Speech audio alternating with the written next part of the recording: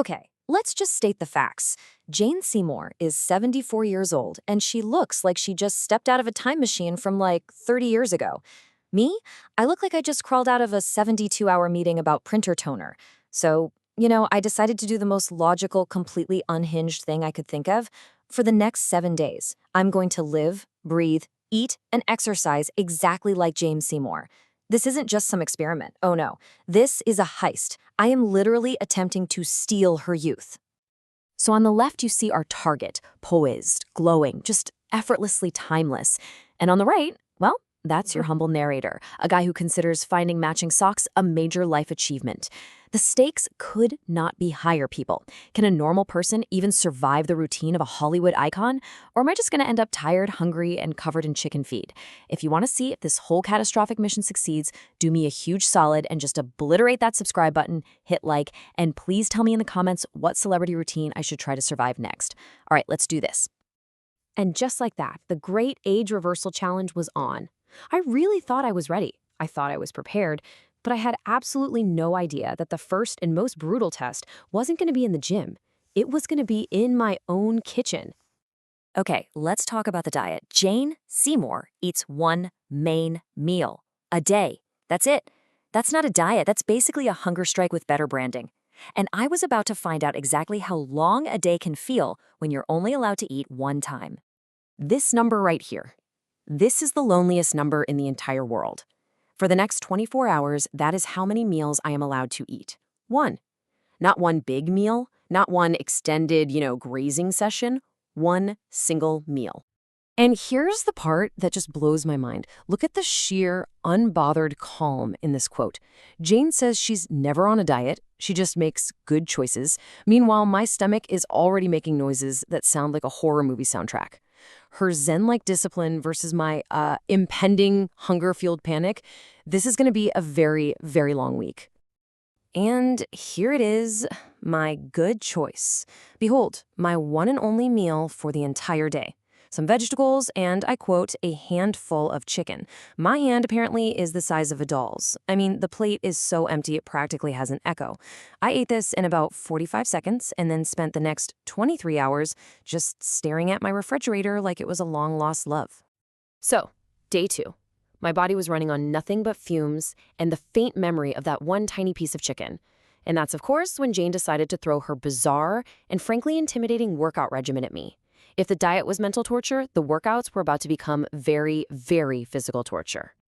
The first challenge was this thing called Gyrotonics. I mean, just look at this contraption. It looks less like workout equipment and more like some kind of medieval stretching rack that Leonardo da Vinci designed in a weird dream. It's all about these circular, spiraling movements. I seriously felt like I was trying to untangle my own spine using a series of levers and pulleys. Right, so the definition makes it sound all graceful, almost like a dance. But what does it actually feel like for a regular person who is definitely not a former ballerina? Well, it feels like trying to pat your head, rub your stomach, and solve a Rubik's Cube, all while being gently pulled in 4 different directions. It's confusing, it's humbling, and oh my god, it works muscles I didn't even know I had. But hey, if you thought that medieval torture device was bad, just you wait. Next up is something called the perfect workout. It sounds so simple. You lift a weight for 10 seconds, and then you lower it for 10 seconds. 10 seconds is an eternity when you're doing this. By second 6, every single muscle is screaming. By second 8, you are deeply contemplating the meaning of existence. It is, without a doubt, the slowest, most mentally grueling workout I have ever done. And then there's Jane, just floating through life with quotes like, "Movement is magic." For her, maybe it is. For me, on day 2, movement was just a series of groans, aches, and the distinct feeling that my muscles were filing for divorce from the rest of my body. The magic had not yet arrived. Okay, so by day 4, I was pretty much defeated. I was hungry, I was sore, and I definitely did not look any younger. I was so ready to quit. But that's when I found it. The real secret. The thing that actually makes Jane Seymour seem so timeless. And you know what? It had nothing to do with diet or exercise.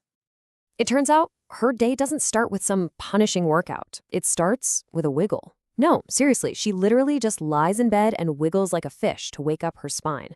So I tried it. And you know what? It actually felt amazing. It was the very first part of a routine that didn't feel like some kind of punishment. It was a clue. The real secrets weren't about intensity at all. So this discovery sent me down a total rabbit hole. If it wasn't the insane diet or the bizarre workouts, what was it? What was the source of that calm, centered energy she has? Well, the answer, it turns out, was hiding in her backyard. And this is it. This is the real secret weapon.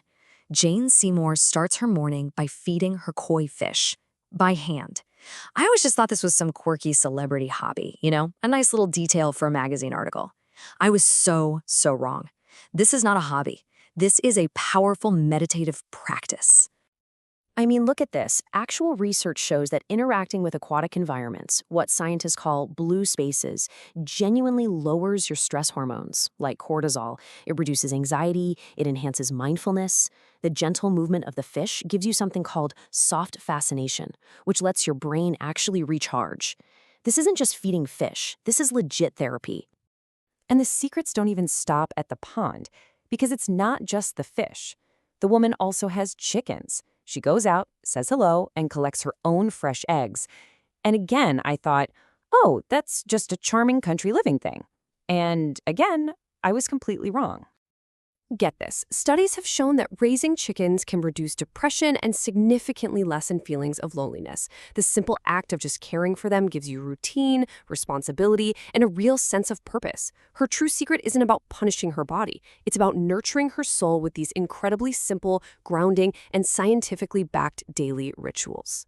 So, after 7 days of hunger, pain, and a surprising amount of poultry-related research, the big question is still hanging in the air.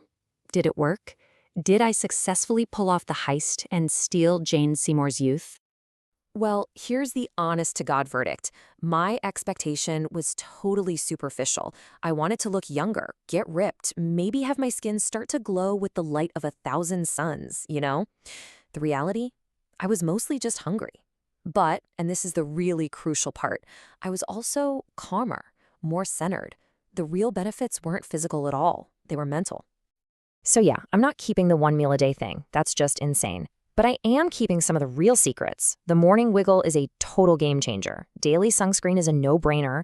I don't have a koi pond yet, but I am finding my own little moment of soft fascination every day, even if it's just watching the clouds. And writing down my feelings, which is another one of her quiet habits, is shockingly effective. So in the end, I may not have stolen her youth, but I think I did uncover the real source of her vitality. It's not about restriction, it's all about connection to nature, to animals, and to yourself. Which leaves me with one last question for all of you.